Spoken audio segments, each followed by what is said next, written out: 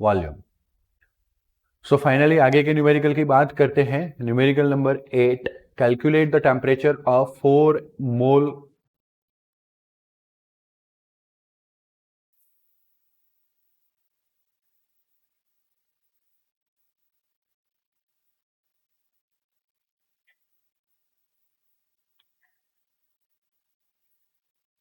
Okay. So और here 4 mole, how much mole? 4.0, मतलब हम 4 मोल बोल सकते हैं। 4 mole of gas occupying 5 decimetre cube. कितना वॉल्यूम ऑक्यूपाई कर रहा है? 5 डेसीमीटर क्यूब। डेसीमीटर क्यूब चलेगा? बिल्कुल नहीं चलेगा। हमारे पास ऐसा कोई यूनिट नहीं है कि हमने जिसमें वॉल्यूम को डेसीमीटर क्यूब में लिया हो, and that's why decimetre cube से मीटर क्यूब में कन्वर्ट करना पड़ेगा, है या ना? ओके, बट थोड़ा आगे पढ़ा तो मैं खुश हो गया। मैंने डेसीमीटर क्यूब पढ़ के आपको एक सेंटेंस दिया कि हमारे पास आर का ऐसा कोई वैल्यू नहीं है जो डेसीमीटर क्यूब में हो, बट जैसे थोड़ा आगे पढ़ा तो मैं खुश हो गया। क्यों? आर की एक वैल्यू दी गई है जो किस में है, मतलब कि मुझे अब प्रेशर को सॉरी वॉल्यूम जो है उसको डेसीमीटर क्यूब से मीटर क्यूब में ले जाने की जरूरत नहीं है। ओके, प्रेशर कौन सा दिया है? 3.32 बार। तो उस वक्त 0.083 bar decimetre cube kelvin inverse mole inverse है। ओके, एक्चुअली में देखने जाए तो सर 0.083 जो है वो 0.082 जैसा दिख रहा है, तो वैल्यू में चेंज कहाँ हुआ?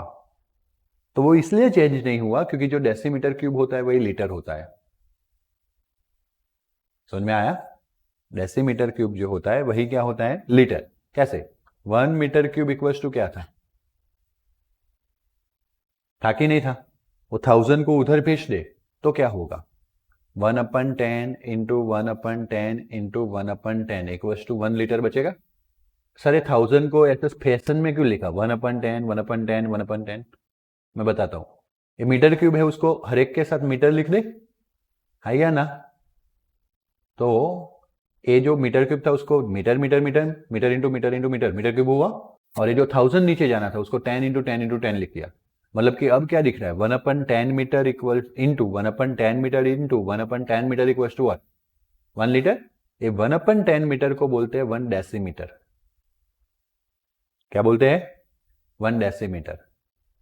समझ में आया? मतलब कि अगर आपको याद हो तो 100 सेंटीमीटर इक्वल्स टू 1 मीटर होता है, तो वैसे 10 डेसीमीटर इक्वल्स टू 1 मीटर होता है, या 1 मीटर का 10th पार्ट कर लेते हो तो 1 डेसीमीटर। तो अब ये सबको 1 decimetre into 1 decimetre into 1 decimetre बोलू तो क्या हो जाएगा? 1 डेसीमीटर क्यूब, और that is equals two litre. And that's why next time जब भी आए डेसीमीटर क्यूब, आप उसको लीटर लिख दोगे, कोई चेंज नहीं करना है, क्योंकि 1 डेसीमीटर क्यूब ही क्या होता है? 1 लीटर। बात दिमाग में घुस गई? कंफर्म? अब घुसानी अकेली नहीं है बेटा, उसको याद रखनी, उसको सस्टेन करनी, उसको लास्ट टाइम तक याद रखना है, और वो आपको प्रैक्टिस से याद रहेगा। हर रोज लेक्चर चालू करने से पहले मैं आपको एक और चीज बता देता हूं, that is practice, revision, maximum time with your books, your work. Okay, because कहीं से भी उसकी जरूरत पड़ सकती है ना, तो ये ध्यान रखिएगा। तो देखो, according to the PV equals to NRT equation, मुझे क्या फाइंड करना है? टेम्परेचर। मुझे एक ही बार स्टेट दिए गए, एक बार ही वैल्यूएशन दी गई है, इसलिए मुझे गैस लो यूज करना है, आइडियल गैस इक्वेशन यूज करना है। बात समझ में आया? तो पीवी इक्वल्स टू एनआरटी के accordingly T equals to PV upon NR. P दिया गया है, वी दिया गया है, एन दिया गया है, और आर दिया गया है। तो बस मैंने पी का वैल्यू रखा, वी का वैल्यू रखा, एन का वैल्यू रखा, आर का वैल्यू रखा। जब मैं इसको सिंप्लीफाई करूंगा, देखो आपको पता है ना, जब भी हम वैल्यू रखते हैं तो हमें यूनिट लिखने की जरूरत नहीं है। बताया कि नहीं बताया मैंने? तो मुझे 50 केल्विन मिलेगा, क्योंकि टेम्परेचर का यूनिट होता है केल्विन, केल्विन में मिलेगा। उसको सेल्सियस में कन्वर्ट करना है तो मुझे 273 से कट करना पड़ेगा, सब्सट्रैक्ट करना पड़ेगा, एंड देन मुझे मिलेगा -223 डिग्री सेल्सियस। अगर मुझे सेल्सियस टू केल्विन में जाना है तो 273 ऐड करना है, बट मुझे अगर केल्विन टू सेल्सियस में जाना है तो 273 माइनस करना है। बात क्लियर हुआ? Calculate the total number of electron present in the 1.4 gram die nitrogen gas, जिसका एटॉमिक नंबर कौन सा है? 7। तो इसमें नंबर ऑफ इलेक्ट्रॉन कितने प्रेजेंट है? वैसे देखने जाए तो ए जो है इस चैप्टर का न्यूमेरिकल है ही नहीं, सेकंड चैप्टर ऑफ केमिस्ट्री का न्यूमेरिकल है।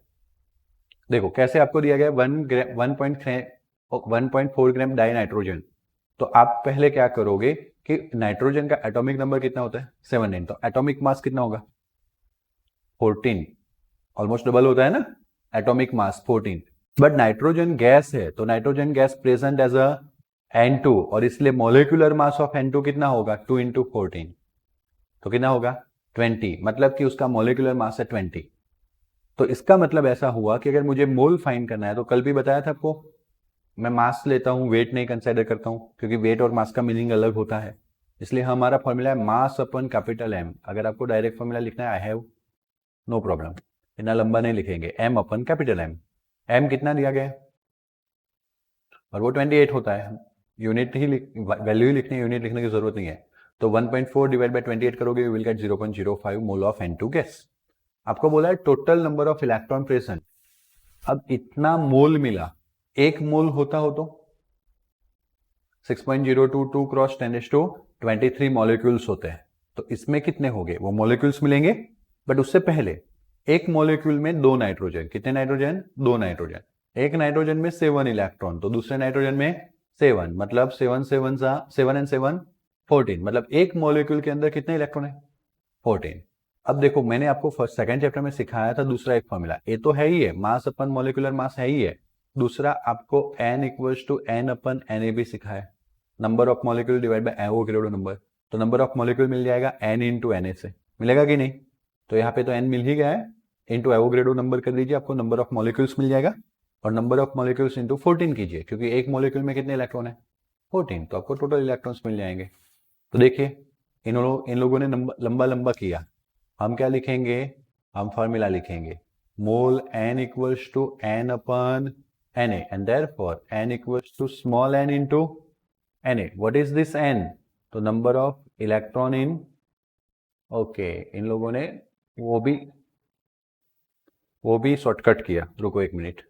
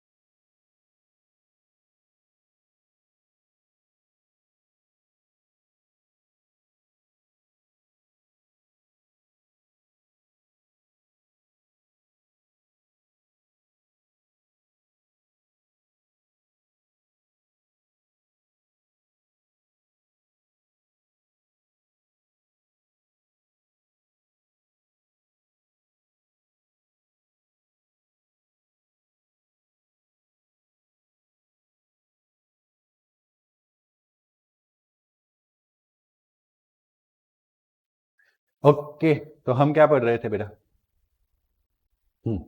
આ બધા કે જે કર્યું ને આપણે નહીં કરવાનું. देखो सिंपल सा है, इस न्यूमेरिकल को उनकी मेथड से मैं करवाने का ट्राई कर रहा था, छोड़ देने का, मेरी मेथड अप्लाई करना. Mole n equals to m upon m equals to n upon na, दोनों वही फॉर्मूला है ना? यस और no? Therefore number of n2 molecules, जिसको हम n बोलेंगे, n, that is equals to this multiplication of this one, m into N A upon capital M. हो जाएगा कि नहीं? ये एन ए जाएगा मल्टीप्लिकेशन में, डिवीजन में m रहेगा, तो क्या बचेगा? n. यस और नो? यस और नो? कुछ भी नहीं. अरे कहाँ हो आप लोग? यस और no?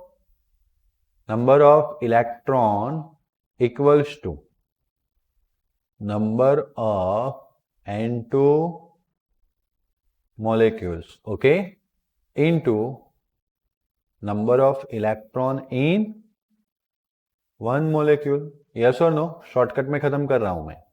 m into N A upon m into एक मॉलिक्यूल्स में कितने थे? 14. बस अब सिर्फ वैल्यूज रखनी है, जो वैल्यू मैं यहाँ पे रख रहा हूँ, है ना, और कैलसी निकालना है. बात सही है. 14, देखो मैंने 14 पहले रख दिया. मास आपको 1.4 ग्राम दिया था कि नहीं? Na आपके पास 6.022 क्रॉस 10⁻² कितना होता है? 23. यस और नो? और कैपिटल M जो अपने को याद रखना है केमिस्ट्री में, 28.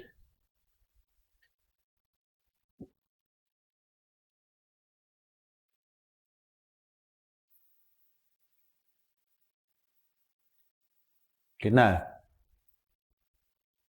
4.21 क्रॉस 10⁻23. भैया वापस करो. 14 इंटू 1.4 इंटू 6.022 डिवाइड बाई 28 आ गया 4.2154 एग्जैक्टली. यस और नो? लो भाई आ गया.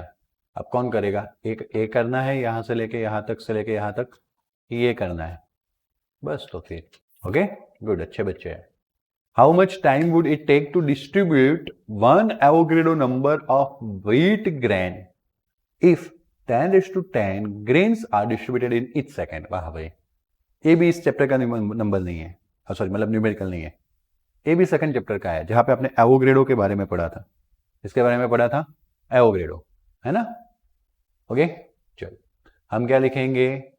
नंबर ऑफ ग्रेन, और सामने क्या लिखेंगे? टाइम. तो 10⁻10 ग्रेन होते हैं, तो सामने कितना सेकेंड? 1 सेकेंड. तो आपके पास कौन सा नंबर है? Na. तो मानो कितना लगेगा? T. हमें ना छोटे थे तब क्वेश्चन मार्क करते थे, अब आप बड़े हो चुके हो, तो आप उसको क्या लिखोगे? T. और फिर नीचे लिखोगे देयरफॉर T या time T equals to Na into 1 division में 10⁻10. तो क्या होगा? 6.022 क्रॉस 10⁻23 डिवीजन में 10⁻10. तो क्या आएगा? बोलिए. ये वाला आंसर आएगा, आया ना?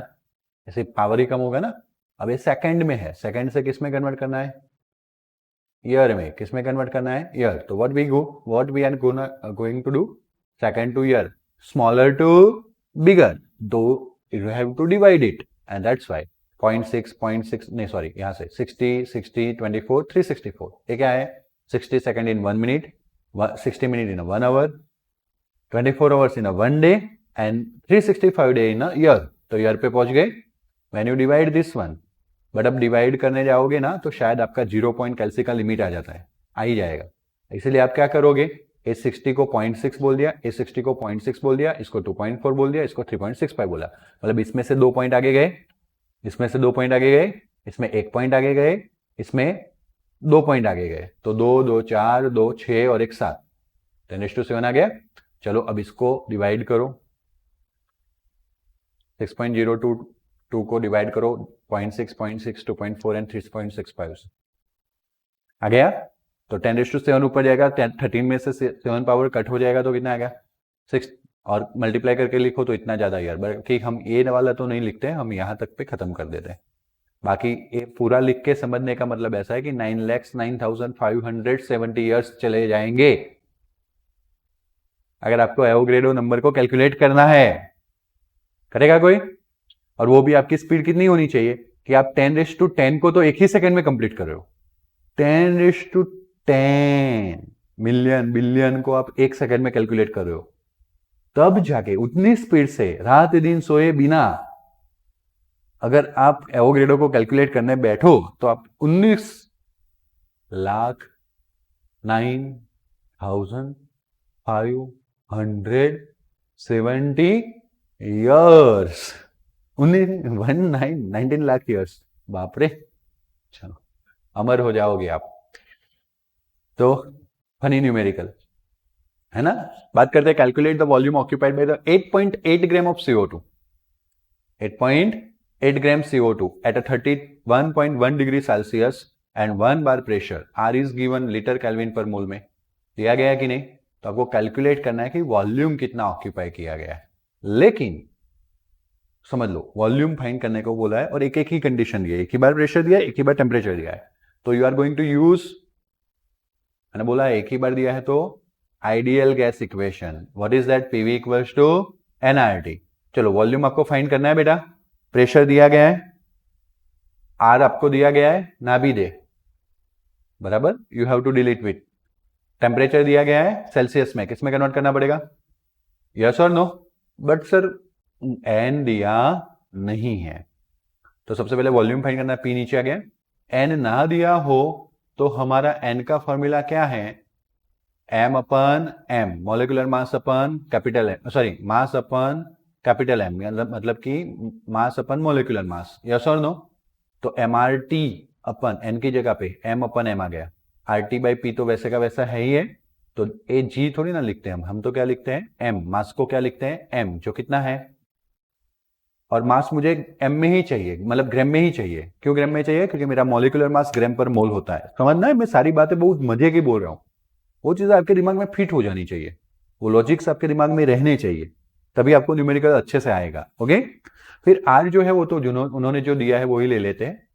अब वो किसमें है, बार लीटर, और दूसरा भी यहाँ पे दिखेगा केल्विन। ओके, और ए मोल में, इसलिए तो हमने इसको ग्राम लिया है, और कैपिटल M हमारा ग्राम पर मोल में ही आता है। अब टेम्परेचर जो है सेल्सियस में, वो किस में कन्वर्ट होगा, kelvin, just by adding 273। Okay, molecular mass जो है दैट इज CO2। CO2 के लिए एक कार्बन, 2 ऑक्सीजन, कार्बन का मॉलिक्यूलर मास 12, ऑक्सीजन का 16, 2 × 16 32, याद आया, तो 32 + 12 44। और यहाँ पे प्रेशर किसमें दिया था, इसीलिए हमने जानबूझ के R बार वाला ही सिलेक्ट किया, बार लीटर, यानी कि आपको जो वॉल्यूम है वो किसमें मिलने वाला है, लीटर, किसमें मिलने वाला है, लीटर। सब डिसाइडेड ही हो जाएगा, R is the game changer, उसके हाथ में पूरी गेम है यूनिट्स वाली। प्रेशर एंड वॉल्यूम के यूनिट से ही R का यूनिट्स वेरी होता है, R के यूनिट से ही कौन डिपेंड रहता है, प्रेशर एंड वॉल्यूम, और टेम्परेचर अपनी जगह पे फिक्स है, केल्विन में ही आएगा। बात सुन रहे हो, समझ रहे हो। ओके, तो मैंने रखा वैल्यू किसका, M का, R का, T का, तो M value, R value and T value. नीचे किसका रखना है, कैपिटल MP 44 एंड 1। बात क्लियर, सिंप्लीफिकेशन घर से कर लेना, you will get this 5.0860 litre. In between हम यूनिट्स नहीं लिखते, आपको पता है, दैट इज अप्रोक्सीमेटली 5.048 लीटर। बात क्लियर हो गई, हाँ या ना। चलो नेक्स्ट क्वेश्चन है 2.9 ग्राम ऑफ गैस। बोलो इसको मैं क्या लिखूं सिंबॉलिकली फ्रॉम में, 2.9 ग्राम मास दिया है, 2.9 gram, gram is the unit of mass, क्या लिखूं सिंबॉलिकल फॉर्म में, क्या लिखूं, स्मॉल m, क्या लिख सकता हूं, small m at 95 degree Celsius temperature, T लिख सकता हूं, occupied the same volume S। Okay, तो अब दो गैस की बात हो रही है, तो पहले गैस को क्या बोलना पड़ेगा, M1 मास, उसकी क्या टेम्परेचर, T1। अब ये M2 dihydrogen gas at a temperature T2 17 degree Celsius at the same pressure. Same pressure से मेरे को पता चल गया P1 इक्वल्स टू P2। देखो मैं क्वेश्चन पढ़ रहा हूं, लॉजिक क्लियर कर रहा हूं, है ना। What is the molar mass of the gas, तो ये जो गैस है जिसका मोलार मास क्या हो सकता है, कैपिटल M2 कैपिटल M1, है या ना, जो पता नहीं है, बट ये कौन सा गैस है, डाइहाइड्रोजन, जिसका मोलार मास पता होता है, एक हाइड्रोजन का 1, H11 ऐसा सिंबल था, तो हाइड्रोजन का मोलार मास, एटॉमिक नंबर भी 1 मोलर मास भी 1, लेकिन hydrogen as a gas H2, तो 2 इंटू 1 2, तो हाइड्रोजन के लिए क्या होता है 2 ग्राम पर मोल। आया समझ में? हाय या ना? Okay, according to the ideal gas equation PV equals to NRT, N को क्या लिखते हैं m upon m, mRT upon m, yes और नो? तो मॉलिक्यूलर मास चाहिए ना, तो मॉलिक्यूलर मास ऊपर जाएगा, पीवी जाएगा नीचे, तो mRT, इस W की जगह पे मैं स्मॉल m लिखूंगा, mRT अपन क्या हो गया पीवी। बोल को डाउट? कंफर्म? यस और नो? ओके,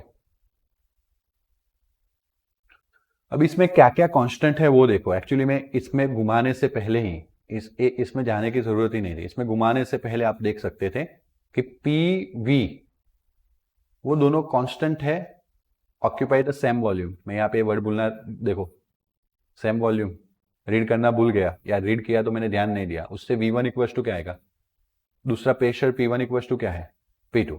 तो आपको पता है कि इस PV equals to mRT by m में प्रेशर वॉल्यूम चेंज होने वाला as well as R change होने वाला नहीं है, तो वो एक साइड, तो PV upon R equals to M into T by सु क्या मिला, कैपिटल एम मिला, जो चेंज हो रहा है M T by capital M मिला कि नहीं, यस और नो? अभी जो पीवीआर है वो तो कैसा टर्म है, कांस्टेंट, इसीलिए आप a M T by M, M one T one by M one, M two T two by M two एक दूसरे से क्या हो गए, इक्वल हो गए। अब जिसमें मुझे एम वन ढूंढना है, क्या ढूंढना है, तो m1 ऊपर जाएगा m2 मल्टीप्लीकेशन में और ये नीचे, तो देखो WT1 नीचे कौन आएगा WT2, तो WT1 WT2, जिसको W लिखा है उसको हम स्मॉल m लिखते थे, क्या लिखते थे, और m2 जाएगा मल्टीप्लीकेशन में। आ गया? कितने लोगों को लॉजिक समझ में आया? बराबर ना? देखो मैंने यहां से क्या किया, कांस्टेंट जो रहते थे वो एक साइड, बट फिर भी सर मुझे नहीं समझ में आया, तो आप क्या लिखोगे पता है, फॉर गैस 1, तो आपका पहला इक्वेशन बनेगा P1 V1 equals to M1 R T1 upon M1। Sir इसमें R1 लिखूं? नहीं, दो पड़ेगी। इसमें R1 इसलिए नहीं लिखना है क्योंकि कोई भी गैस हो आर आर ही रहता है, उसका 1 2 तो सोचना ही, बाकी सब सोचो। भले यहां पे प्रेशर सेम है, फिर भी अपने P1 सोचा तो मैंने कोई नहीं बोला, क्योंकि it is logically valid. But कोई R1 लिखता है तो मैं चाटा लगाता हूं, क्यों? आर क्या है, constant, not only constant, it is a universal gas constant. याद आ रहा है आपको? लाइकवाइज आप सेकंड गैस के लिए क्या लिखोगे, P2 V2 equals to M2 R T2 upon M2, फिर आप लिखो 1 and 2 का रेशियो लो, तो P1 V1 divide by P2 V2। Likewise M1 R T1 division में कैपिटल M1, जब आप रेशियो लेते हो ना तो ये नीचे जाएगा, डिनोमिनेटर में जाएगा कि नहीं, इसके डिनोमिनेटर में जाएगा कि नहीं, तो रेशियो लेना मतलब उसको उल्टा कर देना, जो डिनोमिनेटर में जाना है वो क्या होने वाला है, रिवर्स।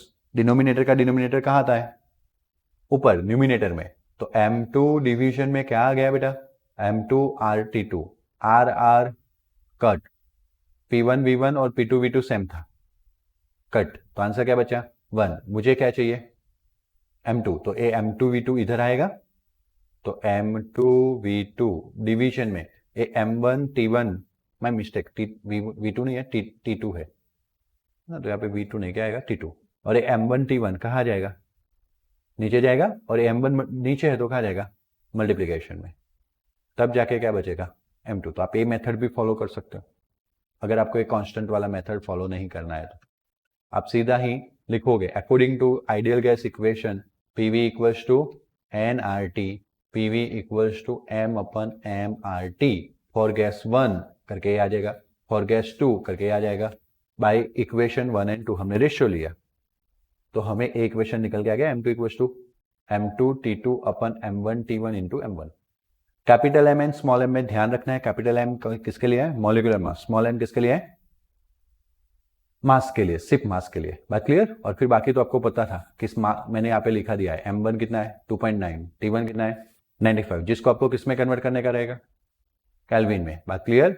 फिर एक 17 है, उसको किस में कन्वर्ट करना रहेगा, केल्विन में, 0.184। बाकी ये तो सेम है, सब कट हो गया है ना। और ये जो मैंने अभी आपको बताया था हाइड्रोजन के लिए, बताया था कि नहीं, 2 ग्राम पर मोल, यस और no, but just value put करो and then take the answer. कितना आ गया 40 ग्राम पर मोल। किसी को डाउट रहेगा? कंफर्म? पक्का? यस और no? Okay, derive a relations between the density D and molar mass. Okay, density D and molar mass के लिए हम एक रिलेशन डिराइव करने वाले हैं. So according to the ideal gas equation, आपके क्लास टीचर कौन है?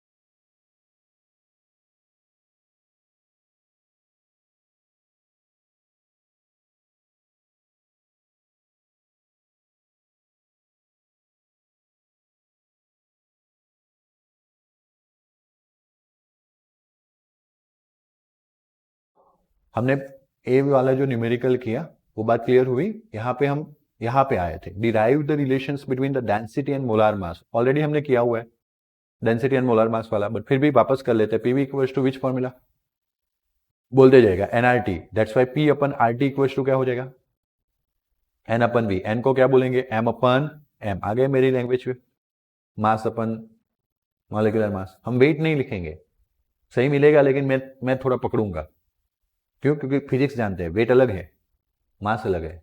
ओके चल, सो पी अपन आर टी, तो यहाँ पे मैं एन की जगह पे लिखूंगा एम अपन, इसकी जगह पे लिखूंगा एम अपन एम, और जो वी था वो स्मॉल एम को दे दिया, correct.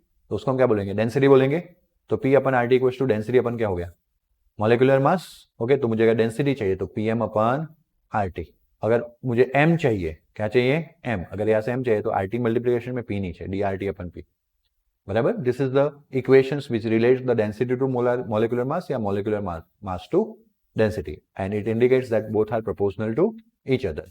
Molecular mass is proportional to what, density. बोलो कोई डाउट, कंफर्म है ना। Okay, next one, gives the Dalton's law of partial pressure and its mathematical formula and explain the aqueous tension. Aqueous tension को हमें explain करना है, okay, and mathematical formula of the Dalton's law of partial pressure. Partial pressure के Dalton law को हमें mathematically बताना भी है। okay, तो Dalton's law क्या है, it was formulated by the John Dalton in 1801. Dalton's law कब formulate हुआ था, 1801। वैसे फर्स्ट चैप्टर में कुछ बेसिक लॉ पढ़े थे, उसमें भी डाल्टन का नाम आया था, याद आ रहा है। It states that total pressure exerted by the mixture of non-reactive gases equals to the sum of partial pressure by individual gases. Just for example, इस रूम में एक 3 गैसेस है, पहला गैस अकेला होता तो इस रूम में P1 प्रेशर लगता, दूसरा गैस अकेला होता तो P2 लगता, तीसरा अकेला होता तो P3 लगता। आया समझ में। बट अगर सब साथ में आ गए, तीनों के तीनों कहां पे आ गए, साथ में आ गए, तो तीनों के तीनों साथ में आ गए तो टोटल प्रेशर तीनों के प्रेशर का समेशन होगा, P1 plus P2 plus P3। ऐसा कौन बता रहा है, Dalton. The pressure which the gases would be except if a क्या होता है, partial pressure of individual gas क्या होता है, तो pressure which the gas would be except if they were enclosed separately in the same volume under the same condition of temperature. जो मैंने आपको बताया अभी वर्बली कि अगर यही रूम में यही टेम्परेचर पे पहला गैस होता जो प्रेशर लगा था P1, उसको इंडिविजुअल प्रेशर ऑफ गैस 1 बोल सकते हैं, लाइकवाइज P2, लाइकवाइज P3। और जब तीनों वही कंडीशन पे, वही प्रेशर पे, वही टेम्परेचर पे, वही अमाउंट में मिक्स किए जाते हैं, तो इस कंटेनर के अंदर यानी कि इस रूम के अंदर वापस प्रेशर जो होगा वो बढ़ जाएगा, तीनों का क्या हो जाएगा, summation. Partial pressure in a mixture of the gas, the pressure exerted by the individual gas is called which pressure? Okay, mathematical formulation में अगर हम बात करें, P total is the total pressure by the mixture, then P1 and P2, P3 are the individual यानी कि partial pressure of gas. तो according to mathematical form, total pressure is the summation of all the individual pressure at a constant temperature and volume. Clear? Pressure of dry gas क्या होता है, तो gases are generally collected over the which surface? Water, and therefore they are moist. Okay, and so we obtain the pressure of dry gas by total pressure of the moist gas contain water vapor minus vapor pressure of water. अभी भी environment में gas अकेले नहीं है, gas के साथ क्या है, वाटर वेपर। तो अगर इस रूम में मानो कि मैंने ऑक्सीजन गैस रखा है तो सिर्फ ऑक्सीजन गैस नहीं है, उसके साथ क्या है, वाटर वेपर। तो what is total pressure of this room, water vapour pressure plus pressure of oxygen gas, and that's why अगर मुझे सिर्फ ऑक्सीजन गैस का प्रेशर चाहिए तो टोटल में से किसको सब्सट्रैक्ट करना पड़ेगा, वाटर वेपर को। तो जो टोटल प्रेशर होता है उसमें से वेपर वाटर प्रेशर या vapour pressure of water cut कर दे तो हमें ड्राई गैस का क्या मिल सकता है, प्रेशर मिल सकता है। बोलो कोई डाउट। अब ये जो वेपर प्रेशर ऑफ वाटर है उसी को ही क्या नाम दिया जाता है, एक्वेसियस टेंशन। तो the pressure excited by the saturated water vapour is called aqueous tension. Aqueous tension of water at a different temperature is given in this table. अलग अलग टेम्परेचर पे अलग अलग प्रेशर हो सकता है वाटर वेपर का, जो दिया गया है फॉर रेफरेंस, हमें याद करना नहीं है, हमें सिर्फ उसका मीनिंग याद करना है। Necessity to follow the Dalton law कब यूज करते हैं हम, तो gases of the mixture are do not react with each other chemically. Okay, necessities to follow the Dalton's law. Dalton's law follow करने में आपको कौन कौन से एजम्पशंस याद रखने पड़ेंगे। एक तो जो गैसेस आप मिक्स कर रहे हो, गैसेस एक दूसरे के साथ रिएक्शन नहीं करने चाहिए, तब जाके ही इंडिविजुअल प्रेशर का समेशन टोटल प्रेशर होगा। सपोज कोई रूम में मैं A and B gas add कर रहा हूं, तो ए एंड बी के बीच में रिएक्शन नहीं होना चाहिए, तभी pressure of A plus pressure of B is the total pressure. Reaction हो गया तो कुछ नया ही चेंज हो जाएगा। बात क्लियर हो रही है? Okay. Temperature and pressure of the different gas remain. दोनों अलग अलग गैसेस जो हमने लिए उसमें टेम्परेचर एंड प्रेशर क्या रहना चाहिए? सेम रहना चाहिए। आगे का क्वेश्चन है, give the relations between partial pressure and mole fraction. Suppose हमारा टेम्परेचर कितना है? T, गैसेस का वॉल्यूम कितना है? V है, ओके, एंड पार्शियल प्रेशर कौन से है? P1, P2, P3, then PV equals to nRT के अकॉर्डिंगली P चाहिए तो V नीचे जाएगा, N1 RT अपन V, N2 RT अपन V, N3 RT अपन V, जिसमें हमने टेम्परेचर एंड वॉल्यूम कांस्टेंट रखा है। क्या कांस्टेंट रखा है? Temperature volume. आगे वाले डाल्टन्स में हमने प्रेशर एंड टेम्परेचर कांस्टेंट रखा था, याद आ रहा है? यहाँ पे हमने टेम्परेचर एंड वॉल्यूम को क्या रखा है? कांस्टेंट। हाँ, तो अब अगर हम डाल्टन्स लॉ यूज करें तो P total equals to P1 plus P2 plus क्या था? P3। तो ये सारे वैल्यूज हम इसमें पुट कर सकते हैं, यस और नो? जिसमें RT एंड V कॉमन है तो वो बाहर निकल जाएगा, बराबर, सब में कॉमन है तो बाहर निकाल लिया हमने। N1 plus N2 plus N3 बचा, यस और नो? बहुत इंपॉर्टेंट लॉ है, बहुत ही यूज करने वाले 12th के अंदर, ध्यान रखने का। तो हमने PV equals to nRT use किया, एक बार देख लो वापस। Gas 1, gas 2, gas 3 temperature volume vary नहीं कर रहे हैं, दैट्स वाई टेम्परेचर का T ही है और वॉल्यूम का V ही है। बात क्लियर हो रही है? Partial pressures P1, P2 and P3 का समेशन होके क्या मिल रहा है? टोटल प्रेशर मिल रहा है, P टोटल, यस और नो? चलो, P1 का वैल्यू, P2 का वैल्यू, P3 का वैल्यू आ गया, सब में से RT बाई V क्या हो गया? कॉमन हो गया, N1 plus N2 plus N3 हो गया, यस और नो? ओके। अब हम मोल फ्रैक्शंस को डिफाइन करेंगे। किसको डिफाइन करेंगे? मोल फ्रैक्शन क्या होता है समझेंगे। Mole fraction ratio of partial pressure and total pressure किस तरह से बात करेंगे? तो P1 पार्शियल प्रेशर था, टोटल प्रेशर P टोटल था, तो पार्शियल प्रेशर को टोटल प्रेशर से क्या किया? डिवाइड। तो पार्शियल प्रेशर का वैल्यू, P1 का वैल्यू बनाया था ना इक्वेशन, N1 RT अपन V, याद आ रहा है कि नहीं इंडिविजुअल केसेस का? और P टोटल का वैल्यू ये आया, तो P टोटल डिनोमिनेटर में है, मतलब इसको रेसिप्रोकल फॉर्म में लिखना पड़ेगा, V ऊपर और बाकी सब नीचे, N1 plus N2 plus N3 अपन RT नीचे। चलो, V RT कट, तो यहाँ पे कट ही हो गया है, वापस लिखने की जरूरत नहीं है। तो N1 अपन N1 plus N2 plus N3 बचा। ये क्या बता रहा है? तो जो आप आगे पढ़ के आए हो कि मोल अपन टोटल मोल, देखो ये this is summation is total mole represented by N, तो mole of 1 divide by total मोल। तो आपको पता है, आपने पढ़ा है आगे, अगर हम इंडिविजुअल कंपोनेंट के मोल को टोटल मोल से डिवाइड करते हैं तो उसको क्या बोलते हैं? Mole fraction. क्या बोलते हैं? तो mole fraction of first gas that is mole 1 divide by total mole, P1 अपन P total equals to X1, and that's why अगर मुझे पार्शियल प्रेशर P1 चाहिए तो X1 इंटू क्या होगा? P total. तो यहां से प्रूव हुआ कि अगर आपको टोटल प्रेशर पता है रूम में, मानो कि किसी रूम में हमने 3 गैस को फिलअप किया है, उसका टोटल प्रेशर हमें पता है, तो हमें पार्शियल प्रेशर कितना है वो पता लगाना है, तो हम उसके मोल जो है, मोल फ्रैक्शन जो है, उसको टोटल प्रेशर से मल्टीप्लाई करेंगे। एक रूम था इवैक्यूएटेड, उसमें मैंने 1 गैस को ऐड किया, सेकंड गैस को ऐड किया, थर्ड को ऐड किया, बट कितने कितने मोल ऐड किए वो मुझे पता है, तो मोल से मुझे मोल फ्रैक्शन मिल जाएगा, मोल of gas divide by total मोल। तो मोल फ्रैक्शन X1 मिल गया, मैंने प्रेशर नाप लिया पूरे रूम का, तो टोटल प्रेशर मिल गया। तो mole fraction into total pressure करेंगे तो इंडिविजुअल कंपोनेंट का कौन सा प्रेशर मिल जाएगा? Partial. Likewise partial pressure 2, partial pressure 3, likewise partial pressure general that is XI, यहाँ पे भी XI आएगा, यहाँ पे ith गैस है तो यहाँ पे भी ith गैस का ही मोल फ्रैक्शन आएगा। आया समझ में? और this formula we are going to use in the 12th, that's why partial pressure equals to mole fraction into total pressure. The total pressure of the mixture of gas is known, मैंने बताया वैसे P total अगर आपको पता है तो हम XI के साथ मल्टीप्लाई करके PI फाइंड कर सकते हैं, मतलब find out the pressure accepted by individual gas, partial pressure हम फाइंड आउट कर सकते हैं। उसी के बेसिस पे एक न्यूमेरिकल है 13, बट जो आज हम नहीं देखेंगे, कल के लेक्चर में देखेंगे। Okay then, see you in next lecture, good bye, take care, thank you.